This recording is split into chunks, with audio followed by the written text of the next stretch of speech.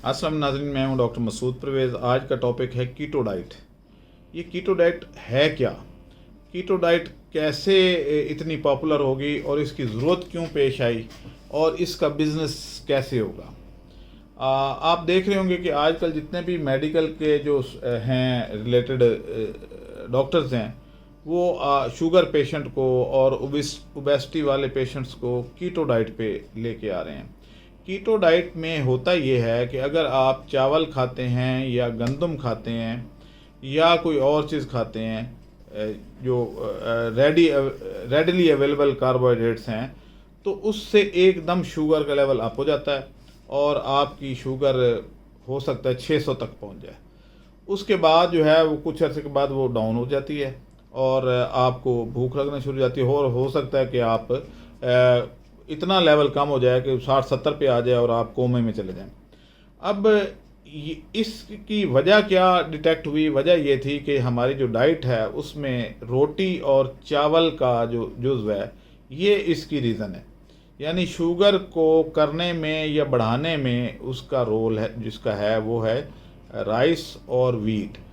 अब ये जो दोनों चीज़ें हैं, ये अगर आप अपनी डाइट से निकाल दें तो आपका शुगर लेवल कंट्रोल हो जाता है। कोई दवाई की ज़रूरत नहीं पड़ती, कोई इंसुलिन की ज़रूरत नहीं पड़ती, कुछ नहीं चाहिए। अब ऐसी सूरत में ज़रूरत तो है, लेकिन आपका क्या ख्याल है कि कीटो डाइट में क्या चीज़ है?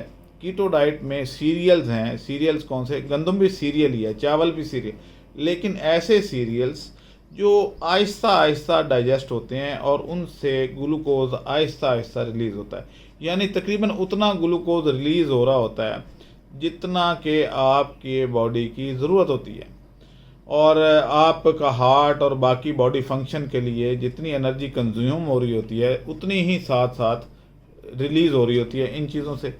तो ऐसी सूरत में उसकी जो पीक आती है, ये एकदम से शुगर का बढ़ना है वो नहीं हो पाता और आपको फिर किसी इंसुलिन या डाइट की ज़रूरत नहीं पड़ती। अब ये जो सीरियल्स हैं, इनमें से टॉप पे जो हैं वो है मिलेट यानी ज्वार, फिर बाजरा, फिर जौ। तो इन 3-4 चीज़ें जो हैं, ये सीरियल जो हैं, ये आपकी जो पीक है उसको नहीं पहुंचते। आल दो कि इनकी ग्रॉस एनर्जी तकरीबन बराबर है, गंदम के बराबर ही है, चावल के बराबर ही है, मकई के बराबर ही है, लेकिन ये रिलीज़ आहिस्ता आहिस्ता करती हैं। यानी ये डाइजेस्ट होने में देर लेती हैं और आहिस्ता आहिस्ता इनके कम्प्लेक्स कार्बोहाइड्रेट्स जो हैं वो टूटते हैं और ग्लूकोज में कन्वर्ट होते हैं। तो आप यूं कह लें कि अगर आप ये देखें कि जितनी टूटी खोल दें पानी की, उतना ही आगे से खोल दें। बल्कि हम बायोफ्लाक पे काम करते हैं, तो यूं कह लें कि जितनी आपने बायोफ्लाक टैंक को फिल करना है उतना ही आगे से ड्रेनेज से निकाल दें तो आपका लेवल बरकरार रहेगा। यही रूल इधर है, यही रूल इधर है। यानी आपकी जितनी एनर्जी की रिक्वायरमेंट है, यानी जो इंजन आपका या बॉडी फंक्शन जो चल रहे हैं वो उसको फ्यूल चाहिए, तो वो फ्यूल उतना ही इन चीज़ों से आ रहा है जितना कि आपकी बॉडी खर्च कर रही है। तो ऊपर और नीचे जाने का चांस नहीं रहता। लेकिन इस पे अमल क्यों नहीं हो रहा? अमल इसलिए नहीं हो रहा कि हमारी कौम हड हराम है। आपका क्या ख्याल है कि आप यूट्यूब पर देखते तो हैं, लेकिन कितने लोग ऐसे हैं जो मंडी जाएंगे, वहाँ से ज्वार ख़रीदेंगे, बाजरा ख़रीदेंगे और उसके बाद जौ ख़रीदेंगे और आके पिसवाएंगे और फिर पिसवा के तो उसकी रोटी बनवा के खाएंगे? मेरे ख्याल में 1% भी नहीं होगा, क्योंकि हम अब काम के आदी ही नहीं हैं। शहरी इलाकों के लोग जो हैं वो वैसे ही उन्होंने कभी ज्वार देखी नहीं होगी, बाजरा देखा ही नहीं होगा, जौ देखे ही नहीं होंगे। उनको तो ये भी नहीं पता कि गंदम का दरख्त होता है या इसका पौधा होता है या झाड़ी होती है या ये ज़मीन से कैसे निकलता है। अक्सर लोगों को ये भी नहीं पता होगा, क्योंकि उन्होंने सिर्फ तंदूर से रोटी लेना सीखा। पुराने ज़माने में हमारी माएँ खुद गंदम पीसा करती थी चक्की पे हाथ से, इसलिए स्ट्रॉन्ग थी। अब मुझे कोई पीस के तो दिखाए। ये जो आजकल की ख़वातीन हैं वो तो इतनी नाजुक हो गई हैं, और बाकी उन्होंने अपने आप को मज़ीद डाइटिंग करके तो इतना नाजुक कर लिया। वो तो वैसे ही जैसे तीला टूटता है वैसे उनकी कमर टूट जाए अगर वो ऐसे ऐसे पीसें, वो उसको हिला ही नहीं पाएंगी। वो भी तो ख़वातीन थी ना, जो आज से 30 40 50 साल पहले थी। सारा काम हाथ से करती थी। वो पत्थर के 2 पार्ट होते थे और उनको घुमाना।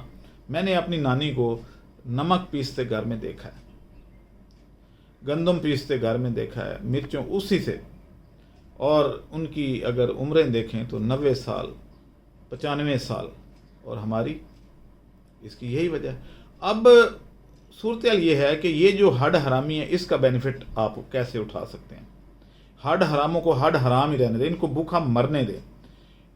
कैसे? अब हम ये शुरू कर रहे हैं कि हम ज्वार लेंगे, बाजरा लेंगे, मकई लेंगे, जौ लेंगे, उनकी प्रॉपर रेशो से उनको पीस के आटा पैकिंग में लेके आ रहे हैं, और नाम क्या होगा? कीटो आटा। ये जो कीटो डाइट है इससे रिलेटेड कीटो आटा, और ये हमने इसको रजिस्टर्ड भी करवा लिया है, इसकी प्रिंटिंग भी हो गई है।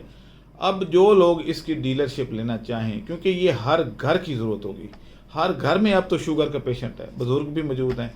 जो ख़वातीन, चलें ख़वातीन वैसे तो अवॉइड नहीं करती, लेकिन जो मोटापा आ रहा है वो इससे मोटापा भी नहीं आएगा, क्योंकि जो सरप्लस एनर्जी होती है ग्लूकोज वो फैट में कन्वर्ट हो जाती है।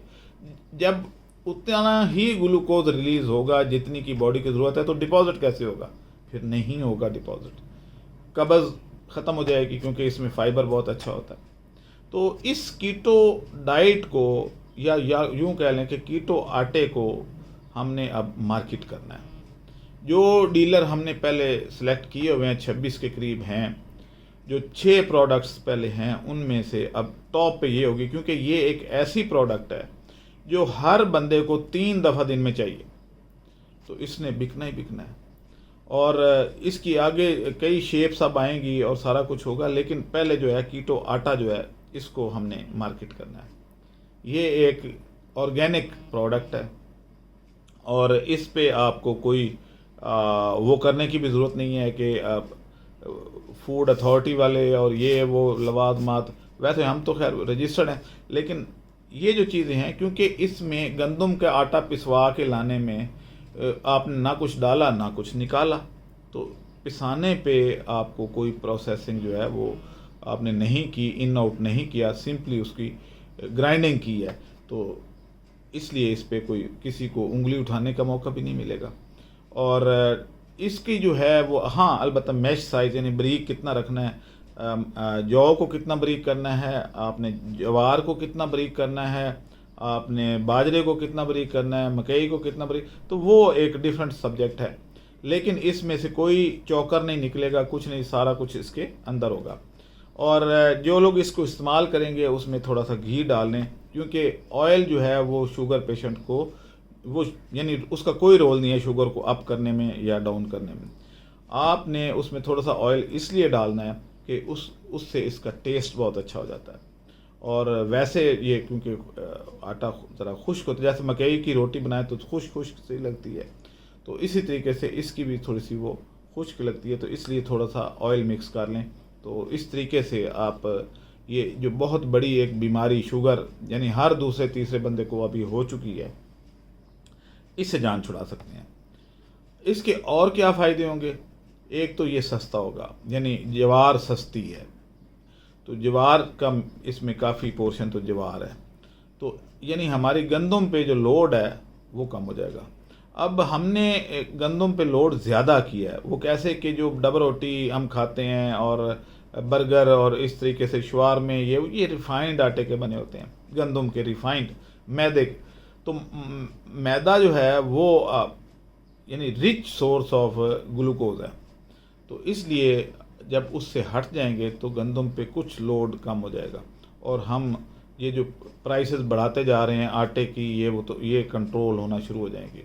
और ज्वार का एक और फ़ायदा ये है कि इसको पानी की बहुत कम ज़रूरत होती है, तो जब पानी की कम ज़रूरत होती है तो आसानी से लोग गर्मियों में भी काश्त कर लेंगे, जो कि गंदम को गर्मियों में आप काश्त नहीं कर सकते। गंदम को आप हार्वेस्ट तो गर्मियों में करते हैं, लेकिन काश्त आप सर्दियों में करते हैं।